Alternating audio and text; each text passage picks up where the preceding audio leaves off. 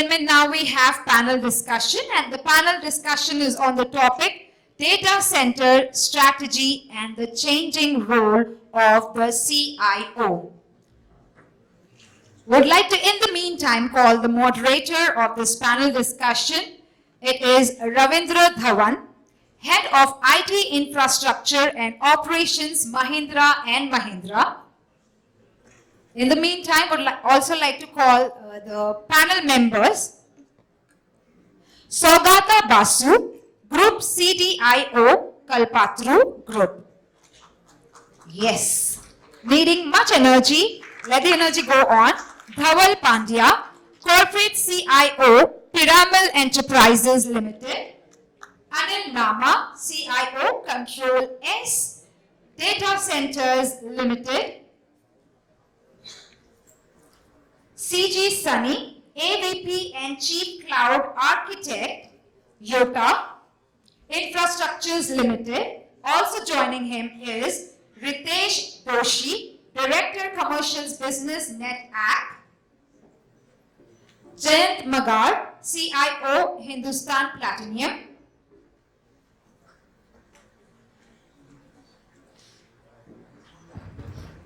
Narendra Sonawane, VP Global Head, IS Infosys.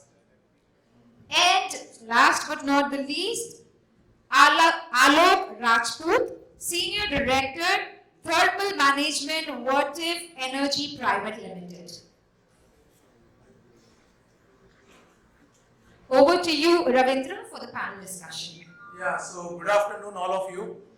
This is a very good opportunity for all of us to share our views on a very, very important topic, that the data center strategy and evolving role of the CIOs and the CTOs, a topic which is close to our heart. And whenever we are talking about digitalization, I think enough and more is already said, so I don't want to go into the repetition mode.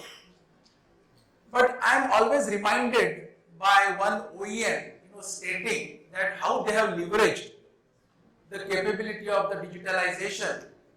And this OEM is a leading car manufacturer, stating that 99% of customer experience points are digitized. Only 1 point is not digitized. Any guess which one was that? That was the physical delivery of the vehicle. Rest everything is digitized. So this is the power of the digitalization. But does that mean that it was not there before? It was very well there.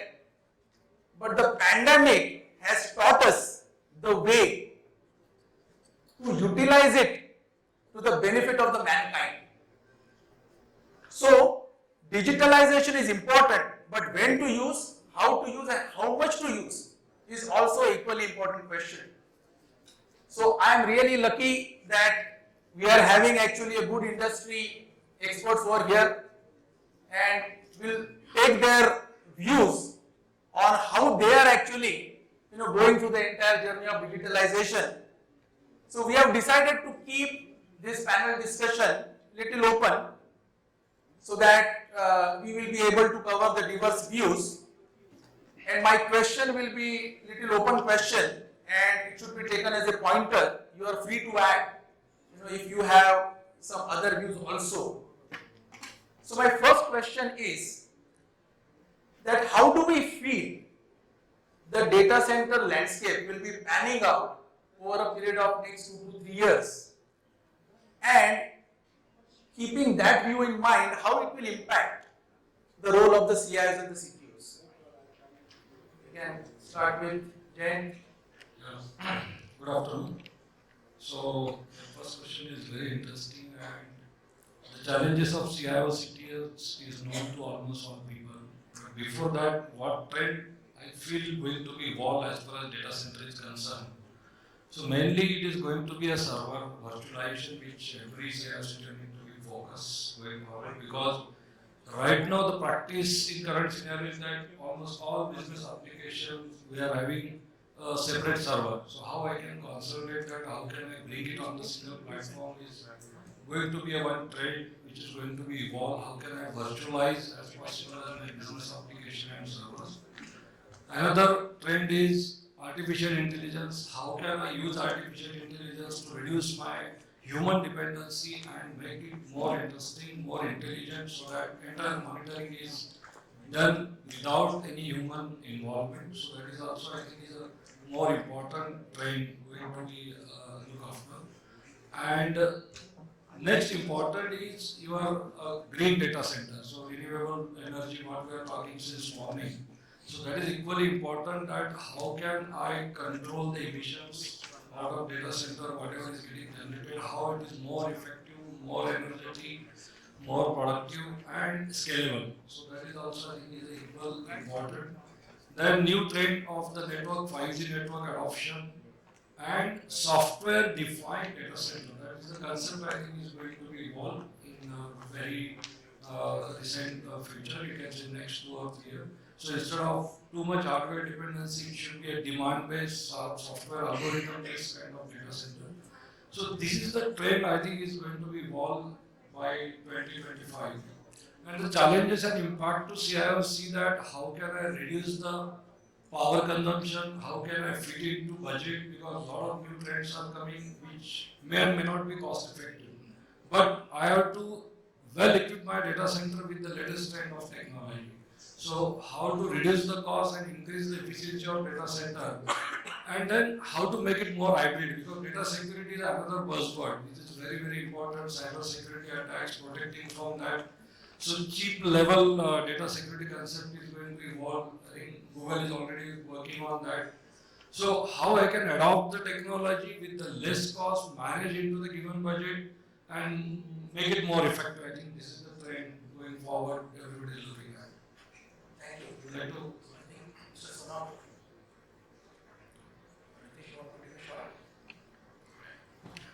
So, from a data center perspective, it's exciting as well as dangerous times.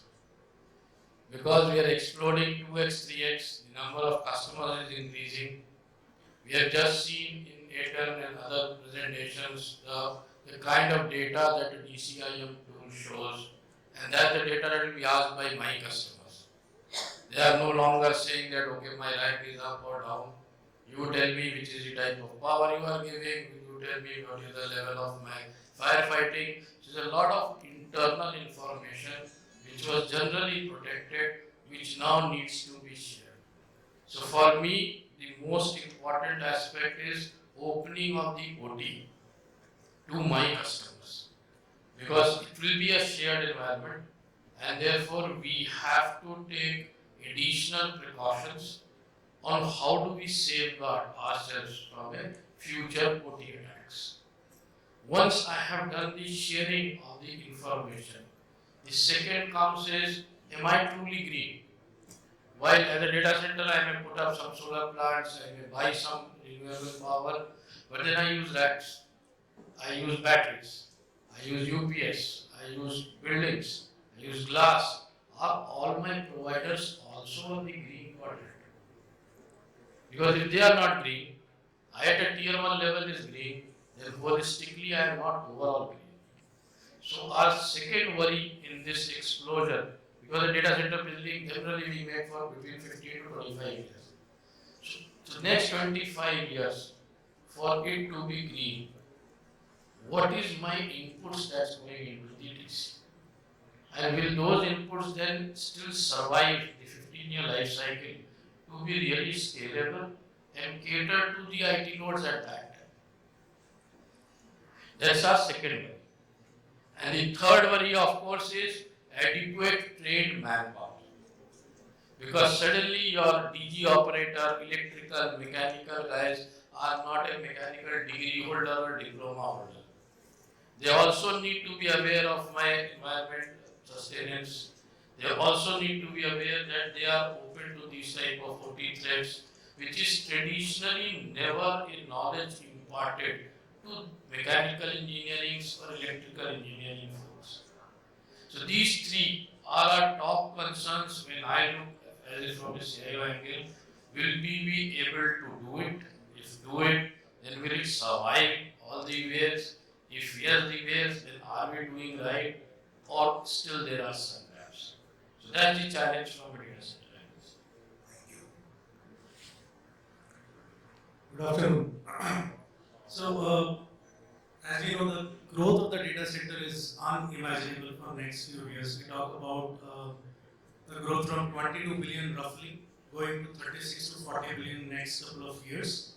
Other than general factors, what we discussed, I think a lot of emphasis will come on technology and trend sides, because what data center is built upon, which technology, which energy is used. So I just like to put emphasis on one of the most crucial factor, that is which takes most of the energy for data center, that is cooling side. Roughly around 35 to 40% energy goes to the cooling, and I think that would be the core area wherein everybody would be concerned, how do we optimize the energy in coming years, because we are talking about data center, even today, the kind of data centers we are talking about in megawatts. The whole building is having 10 floors, having 20 megawatt, 30 megawatt. So we can imagine the kind of energy which is going into the racks, and then the energy which is going fed into the cooling, which is 40%. So even if you optimize 1 or 2%, that will make a huge difference. So some of the things which is already taken care, like on cooling side, we are talking about elevated water temperatures on chillers, variable capacity sites, then we are talking about containments. That is already happening. But what about future? How we are going to further optimize it? I think free cooling is one of the way wherein data centers will go. Of course, it will call for geographical location for the data centers, but some of the players have already, some of the customers have already opted options wherein the ambient temperature is low. Of course, government will also play into the role wherein resources are defined, the facilities are given to the investors, wherein we are putting the kind of data centers. The second thing is, even in free cooling with DX units, which we have already started as a OEM, that is another option. The third thing, we are talking about all AIs and all those things. Even the chip side, we are seeing a lot of changes on chip side. The heat dissipation, or we talk about TDPs, are going very high. So in future, we see that air cooling, the pattern which we do it through air, is going to be decreased, and liquid cooling will come into the picture. It has already started, but the way it has picked up, I think 2025-26. Most of the data centers will have liquid cooling. Some of the data centers may have hybrid cooling, which will have liquid cooling as well as air cooling will coexist. So that's the future for cooling perspective, and there would be another power and other things also. But I think cooling would be one of the important part. Okay, I think one important point which I was expecting Anil was to discuss, if anybody is having big points about the. See, when we are talking about the data center, whether it is on premise or on cloud, or it is in the colo form, they are all ultimately data centers. So, do you feel that what kind of mix organization should be using? Is it a one-fit solution or sort of hybrid environment? So, quick points.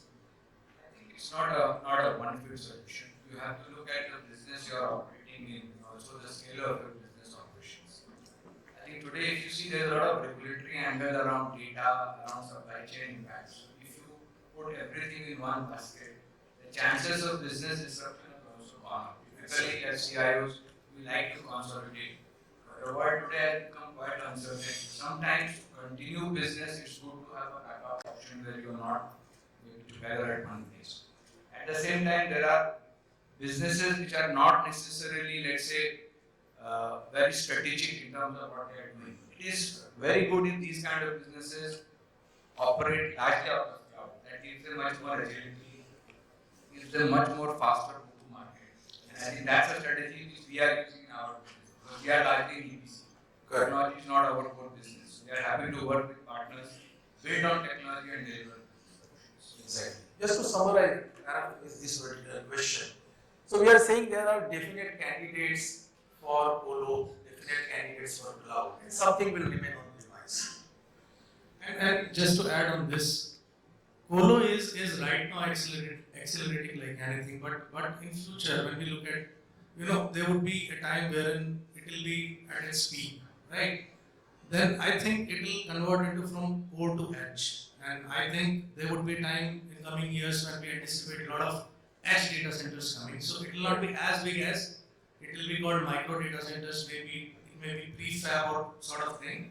But the number of data centers will be increasing, and it should be close to the source for better support for the consumers and customers. So I think in the interest of time, we want to. I just want to add a couple of points because there's a lot spoken about data, right? And prior to that, I think we spoke a lot about the infrastructure piece of data centers, right? I'm sure most of us will agree that today, there is a very, very blurring line between, what is called as a data center, right?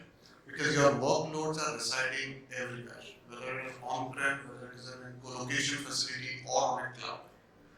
Ultimately, what decides these workloads to station in each of these places is what is the business outcome that you want out of it, right? So the most important thing that we have seen in today's world when we talk to our customers is how are you going to make sure that the data availability is consistent and it is made available when the business wants it, right? So it is not one size fits all where we say that okay, you should do 70% on-prem and 30 on cloud or vice versa, but it is about what business are you running, what is the business outcome that you are expecting, and how as a company you are managing the data very, very efficiently. And this is one of the key concerns, if I may put it, that a lot of CIOs that we speak to are putting on table as to how, as a data management and a cloud management company, somebody like NetApp can solve these issues for them. So I just thought I would add this one. Yeah, so it's a good point. So what we are saying is ultimately, there is no fixed formula, and the business need will drive the entire journey. Right? So I think we'll move to the second question now. So what are the top 2 or 3 challenges we as the IT leaders we face in our day-to-day operations, and any quick practical tip to handle those challenges? Thanks a lot for that question. Good afternoon to all of you. I think I'll stick to talk in the interest of time. I think first one is definitely retaining and hiring talent. That is a big problem today, and that is a factor of 2 things. One is purely because of the foray of many digital technologies which have come to the fore where you can adopt and they are available today. So the right talent to be able to identify its applicability, implement it, and then ensure that it scales, and at the same time then the post-implementation maintenance and retiring. So this entire life cycle, because these technologies are very different from the technologies that we may have seen about 3 to 4 years back. So the workforce that can manage this is also very, very different. The skill sets required are also very different. So one is getting the infusion of these talent into your organization. Second is on the digital technologies which are now maturing, like AI, ML, RPA, IoT, Industry 4.0. The replacement demand is also good because there's a lot of turnover, and then finding talent to be able to do BAU is also becoming a problem. And the third part is the entire cloud story. Everybody wants to adopt cloud and everybody is positive about cloud, but there is some issue in terms of identifying whether it will be cost effective, whether it will be scalable, whether it will give the kind of availability and what we spoke about, being able to address the business approach which are required. So this again needs a very different mindset and approach. That's where we see organizations are investing into cloud COEs and employing different consultants also to be able to do it. So the only way to possibly manage this is twofold. One is you reskill your existing task force to be able to adopt and deliver the KPIs that you're now moving to. And second is leverage a lot from partners, especially in the areas which are new to you, and we are trying to find your feet there. It's always better to not tie up, but also have a very strong business case that will make it sustainable. Correct. So that's about the talent part. And the second issue is managing the hybrid workforce. Again, less technology and more people oriented, because people have gotten into this comfort of working, at their own pace from a place or geography of their choosing, and at the same time they are productive enough and they are delivering what is required. But it poses new challenges in terms of security. So, for example, if people are managing business ensure that your data is still safe, sound, and it is not, going somewhere else. Second is educating this workforce with regard, especially with regards to cyber resilience and cyber effectiveness. As to what are the do's and don'ts, especially when you are not working from your computer devices. You see increased number of phishing attacks, and you also saw a lot of OT getting impacted today.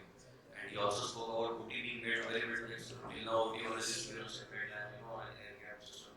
But now, if you're running real-time manufacturing, it requires that your IT and OT, there is one which it's able to deliver that. So again, how to manage this is, I think, twofold. One is that you have to invest in technology, for example, AI ops, AI security, predictive security, and predictive pattern recognition kind of things, deep packet inspection, SIMs, which are next generations, which are not just talking about monitoring, but they are talking about observability, where you are able to identify and also all this stuff. And the second is that I think you can't invest enough in this, or you can never get enough of it, is basically investing into training the people on cyber resilience, especially, for example, today, they say there are only two types of companies, one which is attack and the second which is going to get attacked, right? So there is no third category. So if it is an impending danger, then how do you especially gear up your top management, able to deal with such situations? It's very easy to look at it from outside, but when you are on the hot seat, it's a very different proposition, a very different problem that you're dealing with. Good afternoon. So one of the critical challenge I can see in this segment is technology adoption. So if you go into any kind of data center ecosystem or cloud ecosystem or a managed service which you're offering, the core part, if you go to the core part, is basically running on any kind of open source solutions. I just take Linux as an example or anything from the office. And for a developer, it's very easy to adopt. But to maintain the SLA and maintain the quality of service to the customer, it is important that you should have a deep dive into the entire ecosystem, the technology ecosystem, understand that, build that, and work along with the open source community to build solution and deliver it. That is one of the major gap I can see in the entire time across India, especially in India. We are adopters, we are not able to protect everything. This is one of the key challenges I can see from the talent point of view, that it will build a lot of passion, dedication, collaborative effort, work with open source community, and this is one of the key challenges I see in the entire I'll probably just take a minute and talk about my pet topic. It's completely not technology. I think, for my mind, one of the biggest risks is us becoming too technical. If you look at technology people, IT people, we are obviously very, very strong in our subject area. What's most important, and especially for those of us who are in a leadership position, is to know the business very, very well. Finally, the business looks at outcomes. I think God spoke about outcomes. And it's our ability to leverage technology to deliver these outcomes which makes it valuable for you. So today, if as CIOs or CTOs or CDOs, we don't know enough of our business, we will not be able to formulate solutions or interventions which will add value to the business. If you don't do it today, some other function head will do it today, because the digital knowledge is available very easily in the ecosystem. There are enough partners standing in a queue to stand up and say, I can automate supply chain for you. I can give you AI ML solution to predict material prices. The question is, you must know the business well enough to find out what are the key variables which your leadership is looking for. If I look at earlier I used to work for textiles, the supply chain was very, very important. Your quality of output was very, very important. Today I work for EPC, where it's a tendered business, cost is most important. All my interventions have to focus on managing cost and time. So I must know what is key for the business and use technology to deliver value by optimizing those things. I think that is the biggest risk, that if you become too technical, then you move away from this. Yeah, I think this is a very important point. That often we see that we have follow the crowd approach, and sometimes the business needs or the objectives are forgotten, and we follow the crowd and we ended up taking wrong decisions. And it is not the decision which is taken is impacting current business prospects, but it will be impacting you in the long term also. So we being the custodian of the information, we being in the leadership position, we should always evaluate each and everything keeping business objectives in mind. And nowadays, people are saying IT is no more an enabler. It is an integral part of the business. So I think that increases our responsibility even more. And one more point, I think, on the talent retention, it is absolutely a great challenge, particularly in the modern era, where Gen Z kind of a population, I think they have different expectations. Now, work from home is sort of a demand, otherwise they will not join you. Right? The other thing is, couple of organizations from the talent retention point of view, they are keeping some budget for the experimentation also. That means we allow people to fail, so that out of 10 experiments, even one is successful, it might generate a new business stream, and this is a good revenue opportunity. So this is all good actually, so those points are equally important. Now I don't know whether we have time for the third question. So I move on to it. Yeah. So yeah, definitely important points, and I think learnability is the most important thing. So, for example, so of course all of us were on-prem. Then we started, going to moving some workloads to hyperscalers. So now we are realizing that it's just one hyperscaler doesn't work, because each one has a unique solution which they are strong at. Then now you are trying to say that now I need to put some workloads on hyperscaler A and some on B and some on C. Just think about the diversity of skills that you need, and of course the whole you know it's right. You need to really have confidence on that resource. They need to clear certification, level 1, level 2, level 3, and so on. So who's and as I said in my keynote, is right, you're not going to get all those talent from the market. So I think overall, what we should also look at and emphasize in our teams is the learnability part. They should be able to move from one skill to another as such, and we should encourage that actually, not just that, but we should encourage them. So that's my view on it. Yeah, absolutely. So I think we have time for the third question also. So what, a quick question, I think in some form it is answered, but still I think we will give chance to those who have not spoken. How do we actually leverage these technological advancements which are happening? Now 5G also is there, IoT is there, ChatGPT for that matter. So those kind of technological advantage, are we able to solve the business problem? Any quick practical tips on that? So the way to go about it is POCs. You have to do POCs. And second is that educating your internal leadership, especially on the available technological problems, because they are the ones who are living that life of business issue, because they will know where it pinches the most. And while they may not know the technology that will solve for it, they definitely understand the problem way better than most someone else understands. So it is only about opening their eyes and ears to see that okay, these are the possibilities. Always bringing in references, if not from the same domain, from a related domain also helps you. To see that okay, this was a problem that a particular company was able to solve in a very different way. So it does two things. One is that it opens their eyes and ears to the available options, and second, it also increases their appreciation for technology, where they are then looking at technology to be able to be adopted more, better, and also be able to solve the problems better. So POCs is a way to do it, and you have to do quick and dirty POCs, not allow too much time, try to solve only one problem at a time and see if it is working out. If it is working out, then invest more into how you scale it out in the most cost effective manner. So like they keep saying, fail fast and move ahead. I think that's the best way to be able to adopt technologies, and learning or getting references from related industries also helps you identify use cases which you otherwise wouldn't. So Ravi, to another thing that, so I think as all these new technologies, what it requires a change in mindset is our ability to think. The do part, I think more or less ChatGPT can write code for you, right? And what there are auto GPTs and so on. So this is just version 4 now. So I think the do part is more or less will be taken care of. And what we need to do is to really develop this ability to think, to spend time in thinking. And even you ask this question, what is the right problem to solve itself, right? And we generally are, we know that Indians are basically somebody tells you to do it and we are good in doing. And I think as a society itself, we need to start developing those skills as such. Exactly.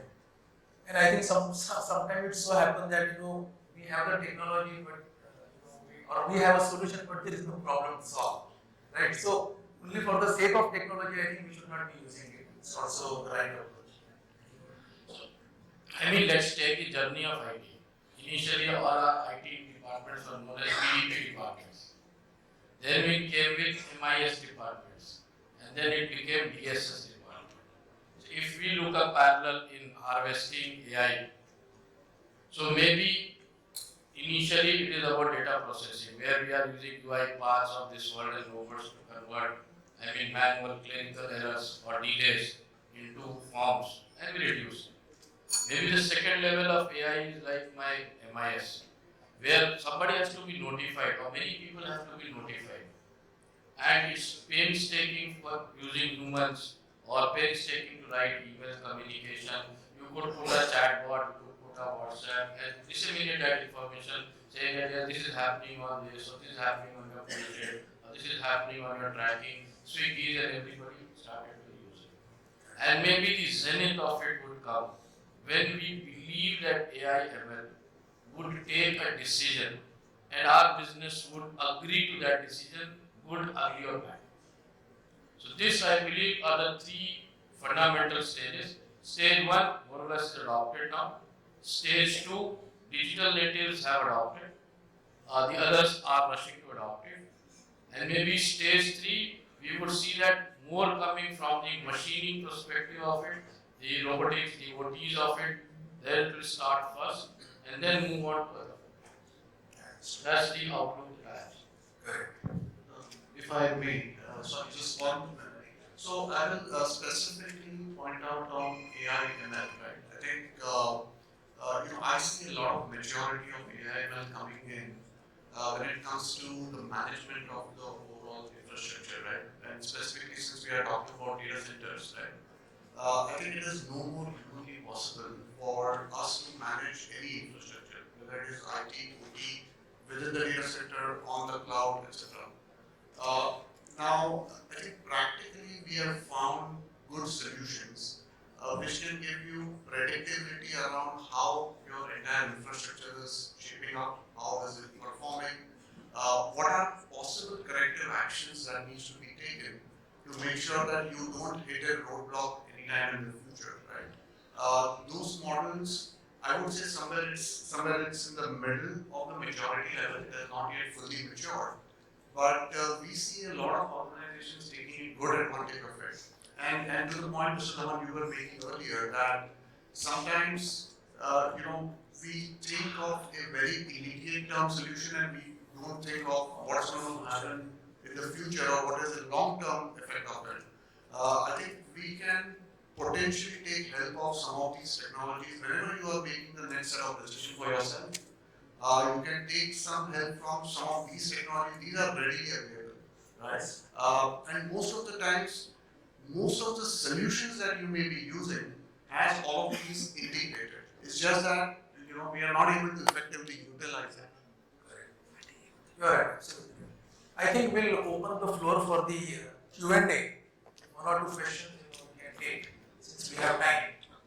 So we'll request participants to ask any questions, clarifications from the panel. I think somebody can ask on the mic.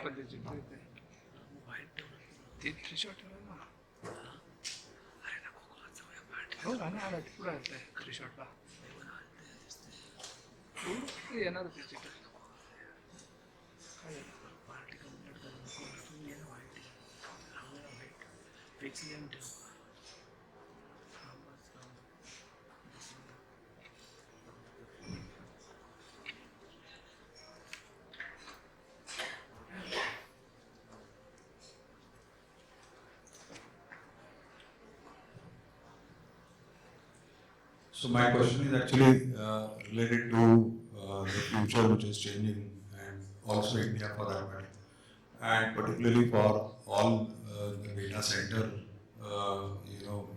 people.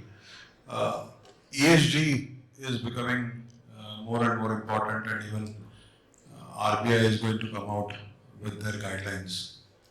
And if you look at the number of data centers which we saw today, I think many of them are at least 10 years or 12 years old, when ESG was not there at all. And many critical organizations are running their businesses from these old data centers. Two questions. One, how ESG will impact the old environment, and what the new environment care has been taken. I mean, question to Anil, probably. Okay, sir. So, see, in India, what happens is in ESG is a cost efficiency. Solar power, if you see, sells between 3 to 5 rupees. If I go to thermal power, it's between 7 to 8 rupees. If I take a DG set, it goes up to 16, 17 rupees. So because we are bountiful of renewable energy, we have the ESG adoption in place. Yes, the existing facilities which are 10 to 12 years old, they will face challenges. Because first of all is heat density. They were all constructed between 1.5 kilowatt to 3 kilowatts. Now even a simple server of 2 block is coming at 1 kilowatt. So you can't put more than 3, or you will end up losing 90% of rack space if I use today's scale. So we need to refresh our existing infra there. The second is, will these data centers be able to leverage if they continue? Answer is yes, but not to that level. Maybe input power point is where they could refresh their infra, but certainly not inside. So they will not be able to harvest the total ESG that's coming in, but certainly they can become most cost effective by virtue of the single point. The power is our running OPEX, operational expenditure, and by virtue of it coming down, there will be some benefit that you can have.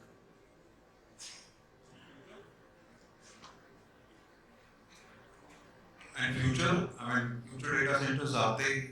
So future data centers, you can compare all of them. You are from BFSI, so any RFP, all of us will come in. Every data center coming out today is green. It is green capable, it is DCIM capable, because just like the way Sir said, it's not possible for us to manage, and it's not cost effective for us to just be dependent on fossil or traditional fuels. So in the future, whatever data center which were released from 2021 onwards, they are all green capable. And as we go ahead, you will get more tier 3 grids, because now we are also focusing on the vendors that we have.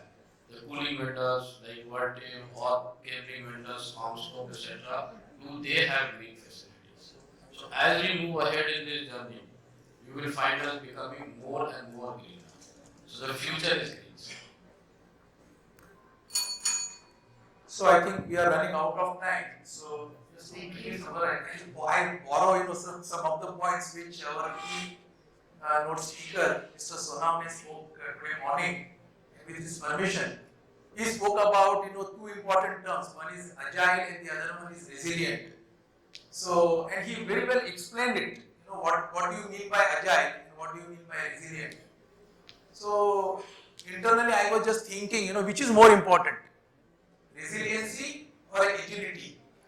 Both are important, but I think one is more important to my mind. अगर तूफान आएगा तो speed help करेगा या resiliency help करेगा? झुकेगा तो बचेंगे, भागेंगे तो नहीं बच पाएंगे.